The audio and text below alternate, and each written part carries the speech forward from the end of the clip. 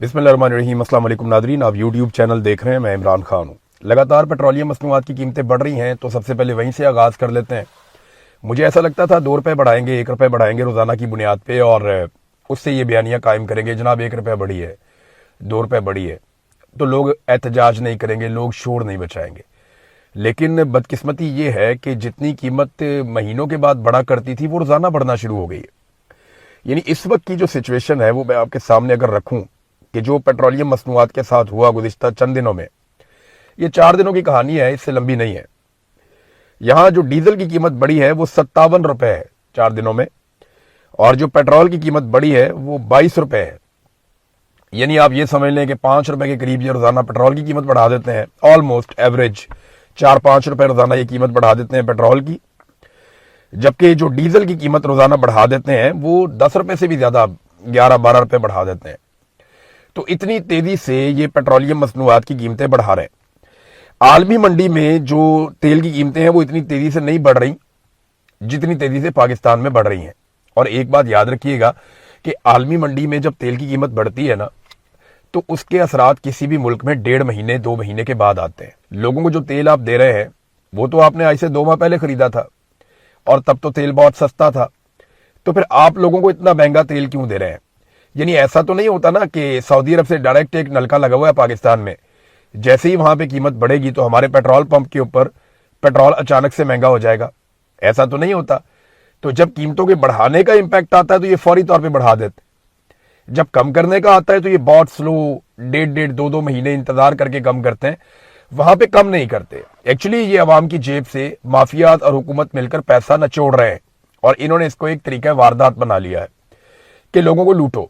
लेकिन सऊदी अरब ने $11 फी बैरल के हिसाब से पाकिस्तान को कम कीमत में पेट्रोल दिया है। दीगर ममालिक को भी दिया है, लेकिन पाकिस्तान को खसूसी रियायत दी है सऊदी अरब ने, जहां से हम ज्यादा तेल लेते हैं। लेकिन आपको हुकूमत ये बताएगी नहीं। चले एक चैलेंज करते हैं हुकूमत को कि हुकूमत वो असली बिल पेश करे कौम के सामने जो इन्होंने अदायगियां की हैं उन ममालिक को जिनसे ये तेल खरीदते हैं। अब अगर वो आप अदायगियां देख लेंगे तो आपको आइडिया हो जाएगा कि किस तरह आपको लूटा गया है। ये लेवी वाला, टैक्सेस वाला तो और कहानी है ना। इनको तेल इंतहाई सस्ता मिल रहा है, उस पैसे का हिसाब भी ये नहीं दे रहे। आसिम मुनीर साहब ने और शहबाज शरीफ ने अपने ताल्लुकात से फायदा उठाते हुए जो तेल सस्ता लिया अरब ममालिक से, वो तेल महंगे से भी महंगा बेचा पाकिस्तान में। इंडिया में इतनी कीमत नहीं बढ़ती है। अफगानिस्तान को आप देख लेना, अफगानिस्तान के पास कोई बंदरगाह नहीं है, यानी उनको समंदर लगता ही नहीं है, तो वो तेल कहां से लेकर आएंगे? उनको बेचारों को लंबा जमीनी रास्ता तय करना पड़ता है। फिर अफगानिस्तान में ऑयल रिफाइनरीज भी नहीं है, वो भी उनको इजाफी खर्चा पड़ता है। ना वहां पे बंदरगाह है, ना वहां पे ऑयल रिफाइनरीज हैं, इसके बावजूद वो तेल पाकिस्तान की निस्बत सस्ता दे रहे हैं। कैसे दे रहे हैं? देखिए, तेल की कीमत मुकर्रर करने का जो फॉर्मूला है ना, वहां पाकिस्तान डंडी मार रहा है। दुनिया से सस्ता तेल खरीद के हम ये बताते भी नहीं है, हमारी हुकूमत ये बताती भी नहीं है पब्लिक को, एस्टेब्लिशमेंट भी ये पब्लिक को नहीं बताती कि हमने वहां से तेल कितने का लिया। और तेल सस्ता लेके उसके ऊपर मजीद रियायत लेके ये पाकिस्तान में इंतहाई महंगा बेचते हैं। पाकिस्तानियों की खाल उतार रहे हैं। और मैं हैरान होता हूं कि महीनों के बाद जब पेट्रोल की कीमत 1-2 रुपए बढ़ती थी ना, तो उस दौर में जो लोग नाच नाच के घुंघरू तोड़ देते थे, जो लोग तत्ते तवे पे बैठ के उछलते थे, वो लोग जिनके घरों में मातम बिछ जाता था, वो लोग आज रोजाना तेल की कीमत बढ़ती है। और इतनी बढ़ती है कि उस दौर में, इमरान खान के दौर में, वो 2-2 महीने में इतनी कीमत नहीं बढ़ती थी, आज रोजाना उतनी बढ़ती है और उनके मुंह से एक लफ्ज भी नहीं निकलता। बहाना क्या है जी? जंग हो रही है। हालांकि इस वक्त का जो डाटा है वो मैं आपको बता देता हूं कि आज भी आलमी मंडी में पेट्रोलियम मसनूआत की कीमतें वहां नहीं पहुंची जहां इमरान खान साहब के दौरे हुकूमत में पहुंच गई थी।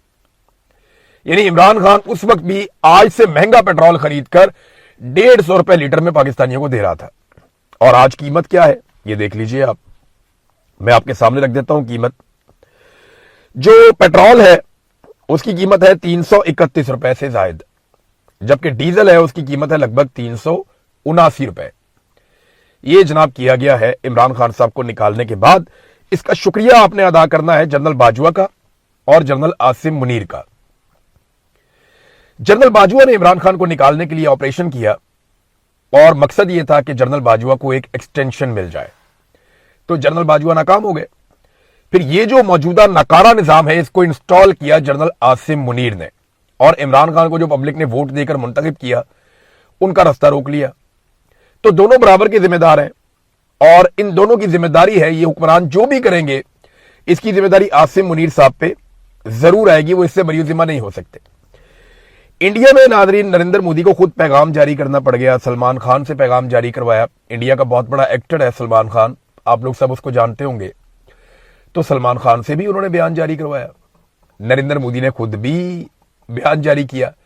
यानी काकरोच भारी पड़ गए मोदी जी को। यानी वो मोदी जो पिछले 12-14 साल में इसको कोई नहीं हिला सका, उस मोदी को काकरोचों ने काबू कर लिया और नरेंद्र मोदी को बकायदा खुद स्टेटमेंट जारी करना पड़ गया। उसने कहा जनाब के पेपर लीक का मामला बड़ा स्कैंडल है, लाखों तलबा का मसला है और मैं इसके ऊपर इंक्वायरी भी करवा रहा हूं, हम ये भी कर रहे हैं, हम पीछे नहीं हटेंगे। तो लाखों नौजवानों का ये था वो था, वो बेचारा मोदी उसको समझ भी नहीं आ रही बात करनी क्या है। और अब वो बैठ के सर जोड़ के इसके ऊपर कोई फैसला करना चाहते हैं, जबकि नौजवान पीछे हटने को तैयार नहीं है, वो आगे ही बढ़ते चले जा रहे हैं, आगे ही बढ़ते चले जा रहे हैं। अब प्रियंका गांधी है, ये अपोजिशन है, वहां पे राहुल गांधी अपोजिशन लीडर है, प्रियंका गांधी ये गांधी खानदान है, तो ये है तो खानदानी लोग हैं, पुराने सियासत के अंदर है और मरूसियत चल रही है इनमें, लेकिन सियासत बड़ी तगड़ी करते हैं ये लोग। प्रियंका गांधी को गोदी मीडिया पड़ गया और उन्होंने कहा प्रियंका गांधी को जनाब आपने ये क्यों नहीं किया, वो उसने कहा जी बात सुने मेरी, आपने वजीर आजम से सवाल किया, आपने वजीर तालीम से सवाल किया कि वो इस्तीफा क्यों नहीं दे रहे, आपने अमित शाह से जो वजीर दाखिला है आपने उससे सवाल किया कि ये नौजवानों को मार कुट के अस्पतालों में क्यों पहुंचा दिया आपने, बच्चों को वो लोग मार रहे हैं उनसे आप सवाल नहीं करते। तो जब आप उनसे सवाल करेंगे ना तो फिर आप मेरे से सवाल कीजिएगा, मैं भी आपको जवाब दूंगी। तो गोदी मीडिया की ऐसी तैसी फेर के रख दी प्रियंका गांधी ने। इससे पहले उनके भाई ने भी कई दफा ऐसा किया। गोदी मीडिया बहुत ही दलील हो रहा है, बहुत बुरे हालात में है बेचारा, और उसकी वजह यह है कि उन्होंने नरेंद्र मोदी का आंखें बंद करके साथ दिया, जैसा कि इस वक्त आसिम मुनीर का और मौजूदा रिजीम का पाकिस्तान के अंदर जो सहाफी हैं वो साथ देने पर मजबूर हैं, अपनी इकोनॉमी के लिए, अपनी नौकरी के लिए, अपने हालात की बेहतरी के लिए, अपने ताल्लुकात बनाने के लिए, अपने ज़ाती मफादात के लिए वो मौजूदा रिजीम के सहूलतकार बने हुए हैं। तो पाकिस्तान में भी मीडिया के साथ यही होगा। याद रखिएगा, जब भी कभी पाकिस्तानी निकलेंगे ना तो मीडिया जब उनके बीच में जाएगा तो वो पाकिस्तानी उनको बताएंगे कि तुम लोगों ने हमारे साथ क्या किया, हमारी लाशों तक का तुमने मजाक उड़ाया। अब ये इंडिया के अंदर वो जेंसी निकलती है और उनको 4 डंडे पड़ते हैं या उनको मारा जाता है या आंसू गैस के शेल फेंके जाते हैं, तो पाकिस्तान में जो हमारे टाउट्स हैं वो सीना को भी करते हैं। इनकी दूर की नजर बहुत तेज है, इंडिया में इनको सब नजर आता है, लेकिन पाकिस्तान में इस्लामाबाद में जब नौजवानों पे गोली चलाई जाती है, कश्मीर में गोली चलाई जाती है, मुरीदके में गोली चलाई जाती है, बार बार गोली चलाई जाती है, 9 मई को गोली चलाई जाती है, तो इनकी करीब की नजर बेशर्मों की कमजोर है। इन्हें पाकिस्तान में दिखाई नहीं देता कि यहां पे लोग मर रहे हैं। तो इंडिया में इनको जमहूरियत चाहिए, पाकिस्तान में नहीं चाहिए। इंडिया में इनको इंसाफ चाहिए, पाकिस्तान में नहीं चाहिए। इंडिया में इनको अच्छाई चाहिए, पाकिस्तान में नहीं चाहिए। इंडियन नौजवानों के लिए इनको इंसाफ चाहिए, पाकिस्तानी नौजवानों के लिए इनको इंसाफ नहीं चाहिए। क्या ये इंडिया में रहना चाहते हैं? क्या ये इंडिया का भला चाहते हैं? क्या ये लोग पाकिस्तानी और पाकिस्तान के वफादार नहीं है? तो पाकिस्तानियों के लिए हुकूक मांगने चाहिए, ना कि इंडिया के लिए हुकूक मांगने चाहिए। अब भारत में उनके एक्टर्स भी गिरफ्तार हो रहे हैं। यानी एक और इंटरेस्टिंग बात बताऊं, पाकिस्तान में ना जो बेचारा थोड़ा सा आगे निकल जाता है ना जिंदगी में, वो डर जाता है कि पता नहीं मिलिट्री एस्टेब्लिशमेंट नाराज हो जाएगी तो मेरे साथ ये कर देगी, वो कर देगी, हुकूमत नाराज हो जाएगी तो मुझे घर भेज दिया जाएगा, मेरा काम, मेरा रोजगार छीन लिया जाएगा। अल्लाह रब्बुल इज्जत है रोजगार देने वाला, और हम मुसलमानों का तो ये अकीदा भी है। लेकिन पाकिस्तान में बेशुमार एक्टर्स हमें मिलते हैं, वो आहिस्ता आवाज में कहते हैं जनाब हम ना पाकिस्तानियों के साथ खड़े हैं, फौज बड़ी ज्यादती कर रही है, मिलिट्री एस्टेब्लिशमेंट बहुत जुल्म कर रही है, लेकिन हम बोल नहीं सकते। हम बोलेंगे हमारा नुकसान हो जाएगा। आप समझते हैं इस बात को? ये भरोसा नहीं है अपने रब पे उनको। अब इंडिया के अंदर जो अदाकार हैं उनको भरोसा है, वो ये मान के चलते हैं कि उनके फैसले जो है वो जमीनी खुदा नहीं कर सकते। वो आ रहे हैं, उनके एक्टर्स भी आ रहे हैं मैदान के अंदर, उनके हीरो हीरोइन भी आ रहे हैं मैदान के अंदर, वो वहां पे खड़े होकर एहतजाज भी कर रहे हैं, उनमें कुछ लोग गिरफ्तार भी हुए। अभी इंडिया में एक फिल्म आई थी धुरंधर, उसकी जो एक्ट्रेस है वो भी गिरफ्तार हुई है, उसके मनाजिर भी आए। तो लगातार एक्टर्स आ रहे हैं, गिरफ्तारियां दे रहे हैं और अच्छे नंबर एक्टर्स आ रहे हैं। सलमान खान से एक बयान दिलवाया गया, इसी सिलसिले में अपील करवाई गई उनसे कि जनाब मोदी जी ने एक्शन ले लिया है तो नौजवान अपने घरों को जाएं, फिक्र करें अपनी। और सोनम को उन्होंने कहा कि भूख हड़ताल खत्म कर दो, मैं खाने के लिए कुछ भेज देता हूं। तो सलमान खान को इस्तेमाल किया गया नरेंद्र मोदी की सरकार की जानिब से। कुछ लोग कंप्रोमाइज भी होते हैं, लेकिन बहुत सारे लोग जिनकी बड़ी इज्जत में इजाफा होगा नौजवानों की नजर में, इंडियंस की नजर में, और उन्होंने पढ़े लिखे होने का सबूत दिया, उन्होंने जिम्मेदार शहरी होने का सबूत दिया, और वो नौजवानों के साथ खड़े हुए उस वक्त जब नौजवान अपने हक के लिए खड़े थे। नाज़रीन, अब आज एक और बड़ा इंपॉर्टेंट इशू है और ये बहुत ही अहम है, इसको जरा आपको समझना पड़ेगा। बलूचिस्तान में एक इंतहाई मुअज़्ज़िज़ जज साहब का कत्ल हुआ, उन्हें शहीद कर दिया गया उनके सिक्योरिटी गार्ड के साथ। जज साहब का नाम है अब्दुल हकीम काकड़। जो मारंग बलोच की बहन है ना, उन्होंने इनके बारे में बड़ी डिटेल से एक ट्वीट भी लिखा, एक उन्होंने बाकायदा स्टेटमेंट दिया इनके बारे में बड़ी तफसील में, नादिया बलोच साहबा ने। और कुछ लोग हैं उन्होंने भी इनके बारे में बताया। बलूचिस्तान में जो जर्नलिस्ट हैं वो भी इनके बारे में लिख रहे हैं कि जो अब्दुल हकीम काकड़ साहब थे सेशन जज, ये इंतहाई बहादुर, निडर और इंसाफ पसंद जज थे। इन्होंने कभी जुल्म और ज्यादती का साथ नहीं दिया। मिलिट्री एस्टेब्लिशमेंट ने जितना मर्जी दबाव डाला, हुकूमत की तरफ से जितना भी दबाव आया, इन्होंने हमेशा अपनी अदालत में इंसाफ किया और ये बरमला कहते रहे कि मैं इंसाफ ही करूंगा। तो ऐसे जजेस जो है वो ठंडी हवा का झोंका होते हैं। जज साहब के जराइम बहुत बड़े बड़े थे। जज साहब ने मारंग बलोच को और उनके साथियों को, गुलजादी बलोच वगैरह को, इन्होंने 3 मुकदमात में उन्हें जमानतें दी हैं जज साहब ने। इसके अलावा बीबर्क बलोच को एक मुकदमे में बरी भी किया है। तो इनके सामने जब भी मामला आते थे, हकायक देखते थे, ये नहीं देखते थे इसके पीछे कौन है, दबाव कौन डाल रहा है। जितना मर्जी दबाव डालो, जज साहब इंसाफ के साथ फैसला करते थे और एक इंसाफ पसंद जज की आवाज बंद कर दी गई। एक ऐसा जज कत्ल हुआ जो इंसाफ करता था बलूचिस्तान में, और पाकिस्तान का एक ऐसा बेटा था जिस पे पाकिस्तानी फख्र कर सकते हैं। तो ये एक इंतहाई शौक का दिन है।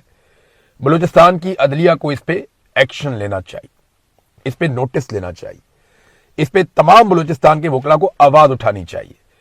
अगर इस तरह के जजेस को मार दिया जाएगा, कत्ल कर दिया जाएगा, नामालूम अफराद आएंगे, उन पे गोली चलाएंगे, उनको मार देंगे, तो फिर बलूचिस्तान में इंसाफ कौन करेगा? फिर तो सारे कंप्रोमाइज्ड लोग रह जाएंगे, वो कंप्रोमाइज करते जाएंगे और आपको कभी इंसाफ नहीं मिलेगा। लिहाजा बलूचिस्तान के लोगों को सेशन जज अब्दुल हकीम काकड़ शहीद के लिए खड़े होना चाहिए और इनके नाम को जिंदा रखना चाहिए और जोर लगाना चाहिए इस बारे में कि इंसाफ हो। नाज़रीन, इंसाफ की हालत यह है कि इमरान खान का बेटा, इमरान खान कोई ऐसे गैर मकबूल आदमी तो नहीं है ना, कोई ऐसा बंदा तो नहीं है कि जिसे दुनिया नहीं जानती, उसके बारे में किसी को नहीं पता। पाकिस्तान का सबसे मकबूल आदमी है। अगर पूरी दुनिया में कहीं भी आप जाते हैं तो लोग इमरान खान को जानते हैं, आसिम मुनीर को नहीं जानते, शहबाज शरीफ को नहीं जानते, उन्हें पता ही नहीं है कौन लोग हैं, और किसी को भी नहीं जानते। लोग इमरान खान को जानते हैं। इमरान खान के बेटे ने एक दफा फिर अपील की है और उसने कहा जी मैं अपने बाप से बात करना चाहता हूं, मैं उसको बहुत मिस कर रहा हूं। और आलमी बरादरी से उसने अपील की कि आलमी बरादरी इस नाइंसाफी से नजरें ना चुराए। नाइंसाफी के सामने खामोशी सिर्फ नाइंसाफी को तकवीयत देती है। बड़ा लंबा चौड़ा बयान उन्होंने दिया है। एक दफा फिर आलमी बरादरी से अपील की है कि इमरान खान के साथ जुल्म और ज्यादती हो रही है, इस मामले में इंसाफ करवाया जाए और आलमी बरादरी अपना असर रसूख इस्तेमाल करे। लेकिन इस वक्त जिनकी हुकूमत है ना, ये हमेशा हुकूमत में नहीं रहे, ये रिसीविंग एंड पे भी थे। मिसाल के तौर पे नवाज शरीफ ये ज़ेरे ताब भी रहे, जरदारी ये भी ज़ेरे ताब रहे, ANP ये भी ज़ेरे ताब रही। फजलुर रहमान के अलावा हर आदमी ज़ेरे ताब रहा मादी में। फजलुर रहमान साहब हमेशा से अच्छे हालात में रहे, उनके लिए कोई बुरे हालात कभी ज्यादा आए नहीं। तो बाकी लोग जो है ना बुरे हालात में रहे माजी में। जो रिसीविंग एंड पे थे उनको भी आज समझ नहीं आ रही, यानी उन्होंने अगर सबक नहीं सीखा जुल्म और बर्बरियत का सामना करने के बावजूद, तो फिर उन्होंने कुछ नहीं सीखा। यानी बहुत बड़ी अपने आप को जमहूरी आवाज कहने वाले परवेज रशीद, जो माजी में कहा करते थे कि मैं गलेल के साथ नहीं, मैं दलील के साथ हूं, यानी जो गलेल चलाएगा उसके साथ मैं नहीं हूं, मैं दलील वाले के साथ हूं, ये बात खुलकर कहते थे परवेज रशीद साहब, मुझे अच्छी तरह याद है। और आज वही परवेज रशीद जस्टिफाई कर रहे थे सरकारी मीटिंग में बैठ के कि NCCIA की कार्रवाइयां जायज हैं।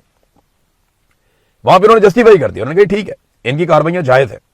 देखिए, जब से नवाज शरीफ ने यास्मीन राशिद साहिबा का मैंडेट चोरी किया ना, नून लीग के जितने बड़े बड़े लोग हैं या नवाज शरीफ की अपनी जो किचन कैबिनेट है, वो सारी की सारी इखलाकी दिवालियापन का शिकार हो गई है। इखलाकी तौर पर इतनी गिरावट में चले गए हैं कि अब ये खड़े नहीं हो सकते। इन्होंने बेड़ा गर्क कर लिया अपने उसूलों का।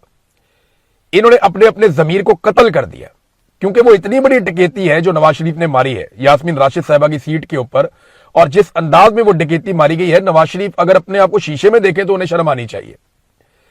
लेकिन अगर शर्म आती होती तो वो जहां पे लाशें गिर रही हैं वहां पे जाके एक अपने से बड़ी उम्र के बुजुर्ग को नचवा तो ना रहे होते ना। कैप्टन सफदर ने ख्वाहिश करके उन्होंने कहा बाबे नू नचा दरा थोड़ा जा, ये ठुमके लुआ, तो कैप्टन सफदर ने खुद भी 2 ठुमके लगाए, बाबे की लुआए।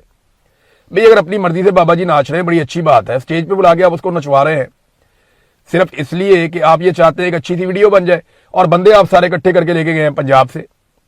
पीपल्स पार्टी जलसे करती है, आजाद कश्मीर बंदे लेकर जाते हैं बाहर से, कुछ वहां से इकट्ठे करते हैं, कुछ बाहर से लेके जाते हैं, कुछ सिक्योरिटी गार्ड इकट्ठे करते हैं, कुछ सरकारी मुलाजिम इकट्ठे करते हैं, अपना जलसा कर लेते हैं। नवाज शरीफ साहब भी इसी तरह जलसा करते हैं।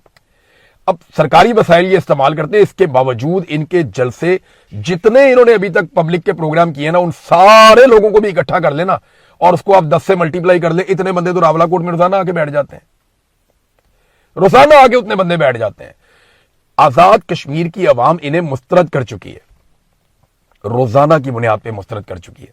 लेकिन आप देखिएगा पाकिस्तान का जो मिलिट्री रिजीम है वो आजाद कश्मीर में एक जाली हुकूमत बनाने की पूरी कोशिश करेगा। अगर कोई उसे रोक सकता है तो वो आजाद कश्मीर के अवाम है। देखना यह है कि वो इसे कैसे रोकते हैं। हिजरत कामरान साहब हैं, इनकी बात जरूर करनी है मुझे। हिजरत कामरान बड़ा शानदार वर्कर है पाकिस्तान तहरीक इंसाफ का। किसी भी पॉलिटिकल पार्टी में इस नौयत का वर्कर एक एसेट होता है। पीएमएलएन के अंदर कुछ बड़े शानदार वर्कर हैं जिन्होंने हर दौर में कुर्बानी दी, हर दौर में मार खाई। वहीद गुल साहब एक हुआ करते थे, मुझे याद है, उन्होंने बहुत मार खाई थी, बहुत मार खाई थी। नवाज शरीफ साहब सारे लोग डील करके भाग के चले गए थे, उन्होंने बहुत मार खाई थी, मुझे याद है। ज़ईम कादरी ने बहुत मार खाई थी, अल्लाह ताला उन्हें गरीके रहमत करे, अब तो वो इंतकाल कर गए। लेकिन जब पीएमएलएन का अच्छा वक्त आया तो उनको छोड़ दिया ज़ईम कादरी को इन्होंने। तो इस तरह पीपल्स पार्टी में कुछ बड़े शानदार, बड़े जबरदस्त वर्कर्स हुआ करते थे, अभी भी है। तो ये पीटीआई का एक ऐसा नजरियाती वर्कर है जो हर तरह की कुर्बानी दे चुका है मादी में। हिजरत कामरान, इन्हें जनाब नौशेरा से कोहाट आते हुए अगवा कर लिया गया और कहां किया गया? खैबर पख्तूनख्वा में, जहां हुकूमत है सुहेल अफरीदी साहब की, पाकिस्तान तहरीक इंसाफ की। तो पाकिस्तान तहरीक इंसाफ की अपनी हुकूमत है और पाकिस्तान तहरीक इंसाफ का अपना वर्कर है, और वो खैबर पख्तूनख्वा का ही रहने वाला है हिजरत कामरान, और उसे खैबर पख्तूनख्वा से ही अगवा कर लिया जाता है, पता ही नहीं चलता वो कहां गया। ये कितनी बड़ी ज्यादती है। वजीर आला को इसका नोटिस लेके फौरी तौर पे तमाम इदारों को वार्निंग देनी चाहिए कि हमें ये बंदा 24 घंटे के अंदर अंदर चाहिए। जिस तरह इमरान खान ने फौरी तौर पे मोतीउल्लाह जान को बाजियाब करवाया था, 5 घंटे के अंदर अंदर बाजियाब करवाया था मोतीउल्लाह जान को इमरान खान ने, तो क्या सुहेल अफरीदी नहीं करवा सकते? उन्हें हर हाल में हिजरत कामरान को बाजियाब करवाना चाहिए, वरना फिर कोऑपरेशन बंद करें जो कोऑपरेशन बिला वजह वो कर रहे हैं। नाज़रीन, आपको थोड़ा सा हम इंटरनेशनल मीडिया या खबरों की तरफ जाएंगे, लेकिन उससे पहले डीआई खान में पुलिस चौकी के ऊपर एक खुदकुश धमाका हुआ है। उसमें 5 से ज्यादा पुलिस एहलकार अभी तक बताए जा रहे हैं कि वो शहीद हो गए हैं, जबकि 10 के करीब बताए जा रहे हैं कि वो जख्मी हो गए हैं। तो इंतहाई खौफनाक हालात हैं। दहशतगर्दी के हवाले से रोजाना कोई ना कोई वाकया कहीं ना कहीं हो जाता है और हुकूमत इसे कंट्रोल करने में अभी तक नाकाम है।